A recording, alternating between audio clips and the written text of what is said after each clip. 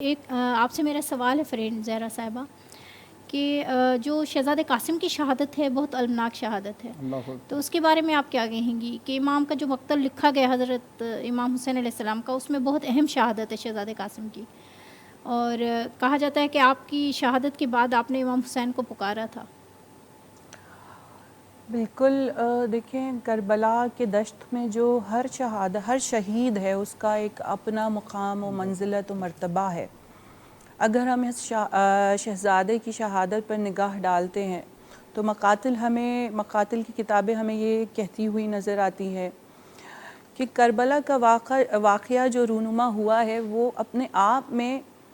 ایک غم و اندوہ کی صورتحال، اگر آپ صرف کربلا کے بارے میں سوچیں تو ایک غم، دل پر ایک غم طاری ہو جاتا ہے صرف کربلا کا نام لینے سے، صرف سید الشہداء امام مظلوم امام حسین کا نام لینے سے۔ اور اگر ہم اس شہزادے کی بات کرتے ہیں کہ جو یتیم ہے، ایک بیوہ ماں نے اس کو پال کر 13 برس کا کیا ہے، آپ معرفت و منزلت دیکھیے ذرا اس شہزادے کی کہ شب عاشور جب ہر ماں اپنے خیمے میں اپنے بچے کو تیار کرا رہی ہے، شب عاشور مولا نے اپنے اصحاب کو جمع کیا ہے، اور روایتوں میں ہمیں ملتا ہے کہ مولا نے چراغ کو ایک مرتبہ گل کر دیا اور سب سے کہا کہ اگر جانا چاہتے ہو تو چلے جاؤ، کیونکہ یہ لوگ فقط میرے خون کے پیاسے ہیں، اگر آپ میں سے کوئی بھی جانا چاہتا ہے۔ اور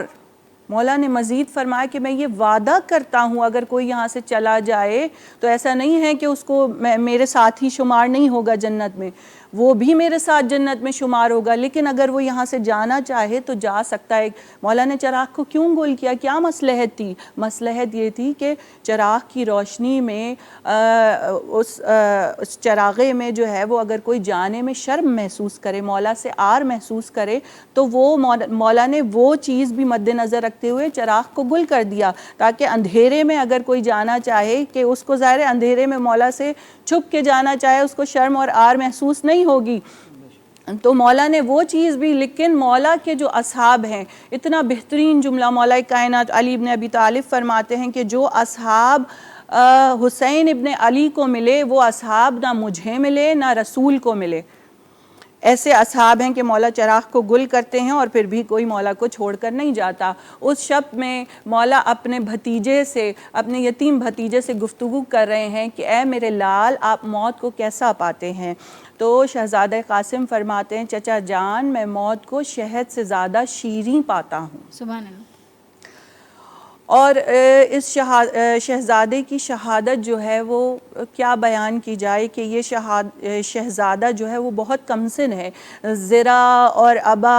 ابھی بہت کم سن ہے کہ وہ پوری نہیں آ پا رہی ہے۔ مولا نے شہزادے کو تیار کیا ہے، ذوالجناح پر سوار کرایا ہے، اور یہ شہزادہ جب مقتل میں پہنچا ہے ایسی جنگ کی ہے کہ فوجوں میں بھگدڑ مچ گئی ہے، فوجیں میمنہ اور میسرہ سے ٹکرانے لگیں، علامان علا فیس کی صدائیں بلند ہو رہی ہیں، تو کسی نے یہ پکار کر کہا یہ ایسے قابو میں نہیں آئے گا، یہ علی مرتضیٰ کا پوتا ہے، یہ شیر خدا کا پوتا ہے، اسے ہلکا مت لینا، یہ ایسے قابو میں نہیں آئے گا۔ چاروں طرف سے اس کمسن شہزادے کو گھیر کر اس پر وار کیا گیا ہے، کہیں سے تیر آئے، کہیں سے نیزے آئے، جس کو کچھ میسر نہ تھا وہ گرم مٹی کو، خاک کربلا کی گرم ریت کو اٹھا کر مارتا تھا، پھینکتا تھا۔ اور وہ شہزادہ جب ایک مرتبہ ذوالجناح پر سنبھل نہ سکا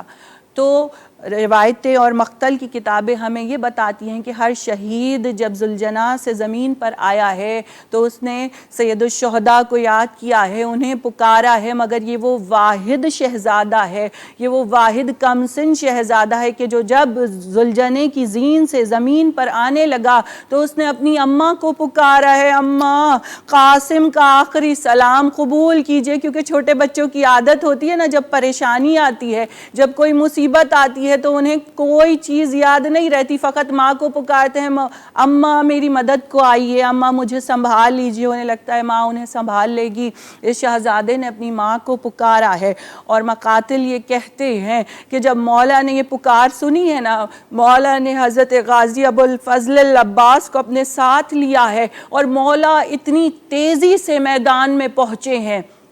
اتنی تیزی سے کہ پلک جھپکتے مولا میدان میں موجود تھے، مقتل قتل گاہ میں موجود تھے، اور دائیں جانب کی فوجیں جب فوجوں نے حضرت عباس علمدار کو آتا ہوا دیکھا ہے نا، تو دائیں جانب کی فوجیں بائیں جانب اور بائیں جانب کی فوجیں دائیں جانب، اور یہ وہ واحد شہید ہے کربلا کا، کہ کربلا کا ہر شہید مرنے کے بعد اس کی لاش کو گھوڑوں سے پامال کیا گیا، مگر یہ وہ واحد شہید ہے جس کی زندگی میں اس کا لاشا پامال ہو گیا، گھوڑوں کی ٹاپوں سے پامال ہو گیا۔ مولا جب لاشا قاسم پر پہنچے ہیں، مجھے نہیں معلوم مولا کا کیا عالم ہوگا، اپنی مولا یہ سوچتے ہوں گے یقیناً کہ میں اپنی بیوہ بھابھی کو کیا جواب دوں گا جب وہ مجھ سے پوچھے گی۔ مقاتل نے لکھا، مولا نے اپنی عبا کے دامن کو گرم کربلا کی مٹی پر سرزمین پر پھیلا دیا، قاسم کی لاش کے ٹکڑے اٹھانا شروع کیے، مولا اپنی عبا میں ڈالتے جاتے ہیں، اور آنسو میرے مولا کے بے ساختہ آنسو رخسار سے رواں ہیں۔ ایک مرتبہ جب ایک گٹھری نما بن گئی، مولا نے پشت پر ڈالی، مولا خیمے کی جانب بڑھے ہیں، مولا نے اپنے قدم کو آگے بڑھایا اور ایک مرتبہ روک لیا، ایک مرتبہ ہمت کر کر خیمے میں داخل ہوئے، اس گٹھری کو زمین پر رکھا۔ آپ سن سکیں گی، ان کی والدہ نے ایک عجیب سا جملہ کہا جو دلوں کو دہلا دیتا ہے۔ شہزادی کہتی ہیں، آقا اے مولا، میرے بچے سے کیا خطا ہوئی کہ آپ ہر شہید کے لاشے کو تو خیمے میں لائے، آقا میرے لال سے کیا خطا ہوئی کہ آپ اس کے لاشے کو خیمے میں نہ لائے؟ میرے مولا نے بس اس گٹھری کو کھولا، عجب نہیں ماں کے دل پر قیامت گزر گئی ہوگی، اپنے ننھے کمسن بچے کے لاشے کے ٹکڑے دیکھ کر، اپنی کمائی کو خاک میں ملتا دیکھ کر۔ ایک غم و اندوہ کا سیلاب ہوگا جو فروا کے دل پر گزرا ہوگا۔ ہم اور آپ یہ بیان کرتے ہیں، آپ ذرا تصور کیجئے، سب سے زیادہ جو غمگین شہادت ہے، جو غم و اندوہ کا سیلاب ہے، وہ مولا کے دل پر گزرا ہے۔ مولا حسین سید الشہداء نے، ہمارا کوئی ایک عزیز چلا جاتا ہے، ہم سالوں تک اس کا غم نہیں بھولتے۔ سید الشہداء کی وہ ذات ہے کہ جس نے ایک دن میں 71 لاشیں اٹھائے ہیں، اپنے عزیزوں کے، اپنے بھتیجے کے، اپنے کڑیل جوان کا لاشا اٹھایا ہے جو شبیہ پیمبر ہے،